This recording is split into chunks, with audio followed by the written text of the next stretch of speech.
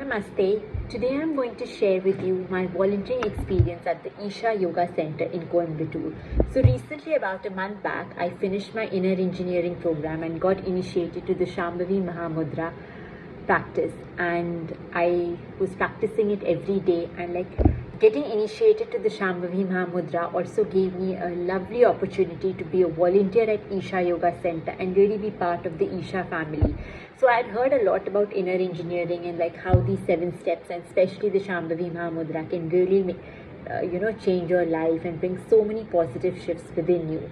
And I was very happy that finally I got the chance to do the program. I got initiated, and then the next thing, I was very clear that during the Savan month, which is the Savan month is going on right now, the sacred month of Shiva, that I really wanted to do some Sewa, offer whatever I know, offer myself as a volunteer without anything in return, and really get the divine grace of Shiva. So I did a 1 week Isha Linga Sewa volunteering program at the Isha Coimbatore, in which I did volunteering and Seva at the Dhyana Linga, at the Yogeshwar Linga, at the Adi Yogi, at the Naga Shrine.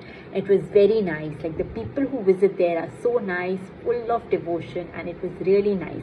So my experience as a volunteer in Isha was very nice. For the first time I was going to Tamil Nadu in Coimbatore, I was all alone. I met a lot of people my age. There are a lot of youngsters there. There are people from all walks of life, and there are also a lot of foreigners who have so much devotion in them. So the experience was very nice. As a volunteer, as a short-term volunteer, when you go for a short-term seva and volunteering, you stay in the general domes. So, we were staying in the domes. There are 2 separate domes, the girls' domes and the boys' domes. And depending on for how long you're spending time at the ashram, at the center, and for what duration you're volunteering and for what program, the accommodation keeps changing. But because I was there only for a week and a short-term volunteer, so I was in the general dome. So now the experience of the ashram is if you are planning to go there to visit or going there as a volunteer especially, there are a few rules that you have to keep in mind. Basically, as a volunteer, you'll be getting up at 4:45 a.m. sharp, and there are no hot water, there is no geyser in the dome. So you have to be prepared to get up at 4:45 and have water with cold water, have a bath with cold water. After that, you have to do your yoga practices, your sadhana, your chanting, whatever Isha practices that you're doing, or even if you're doing some personal sadhanas or some other practices, you can do that in the morning. Then about 5:30 a.m. to 6 o'clock is the Guru Puja and the Isha chant. So you have to go to the sadhana hall to do that. And the energy is so good because everybody together is chanting and showing devotion is absolutely amazing.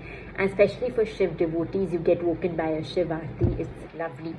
And then you have to eat your meals at the Bhiksha hall, where you get sattvic food. So 9:50 is the first batch where you get to eat your breakfast/brunch. There are 2 batches. And then you get to eat supper, your early dinner. The first batch is at 6:50. So throughout 80% of the time in the center and all the sacred spaces, you will be walking barefoot.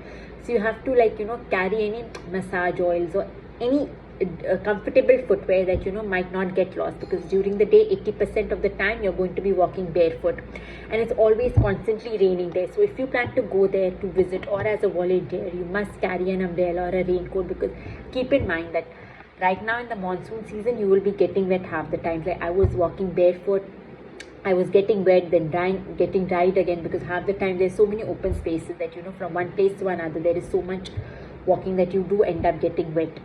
And carry some medicines, etc., just in case you fall ill because of the rains, etc., or get fever, etc. Carry mosquito repellents, because it's a forest area, it's a Wellingry mountain area, so there are a lot of insects, and occasionally you will get mongoose visiting your dome areas as well, monkeys stealing your clothes, etc. And also you have to carry, as a volunteer, you have to carry your own blanket and your bed sheet. So that was something I was not prepared for. I had taken a blanket, but I didn't take a bed sheet, so I was stuck in 2 nights that I didn't have a bed sheet, so I eventually had to buy it. So if you're going as a volunteer, take your own toiletries, toothbrush, toothpaste, your own shower gels, your own bed sheet and your own blanket.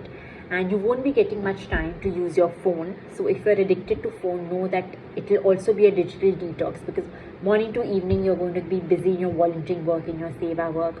9:30 is lights out, so you can't use your phone, you can't talk. So by the time you get back, you're already very tired, and the window to use your phone is actually very less. So keep that in mind. You can carry a book, etc. Like, when you get breaks in between, you can read your books, etc. Because again, photography, videography, and carrying your phone in a lot of spaces in the ashram is not allowed. And the space itself is so big, so be prepared to do a lot of walking.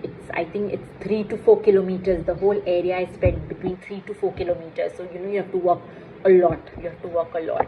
And there is a very nice gaushala there where you will find mini cows and very loving cows, lot of animals, peacocks coming. There is a small departmental store, so in case you want to buy some essentials like your washing powder, etc., all that is available there. And you meet some very nice people from different parts of the world. They are filled with so much devotion. They are such evolved soul. They have so much bhakti bhav within them. They understand spirituality. They do their sadhana so seriously. They see life in a different perspective. They are not just running behind money and materialistic goals. They understand the deeper meaning of life. And you get to engage with the Ma's and the Swamis. You get to learn so much from different people's experiences. There are a lot of businessmen, corporate people also who come there for volunteering. So, people who have so much experience in the materialistic world as well. You get to learn so much from them. I had about 7 to 8 people in my batch. We were doing the Linga Sewa. So it was very nice. Somebody was from Bangalore, somebody was from France. Overall, it was a very nice experience. And one time, at least you should go there to experience it. And Sadhguru says, and like a lot of other gurus and higher beings say, that when you do any seva or voluntary, anywhere, even if it's in an animal shelter, when you're doing it with the devotion that you want to offer yourself for the good of humanity, the divine grace automatically flows through you. It is such a humbling experience. You learn to keep your ego aside and you're just doing it for people. You're servicing people, and it is so nice that it's a very humbling process, and you get so many blessings from the other devotees who are coming and who you're helping, and you're spending so much time in those sacred consecrated spaces that eventually you just feel so energized, and it really helps to up your meditation and your sadhanas. So overall, the volunteering experience was very nice. I would encourage everybody to at least go there once to do seva. It is very, very nice and a very humbling experience.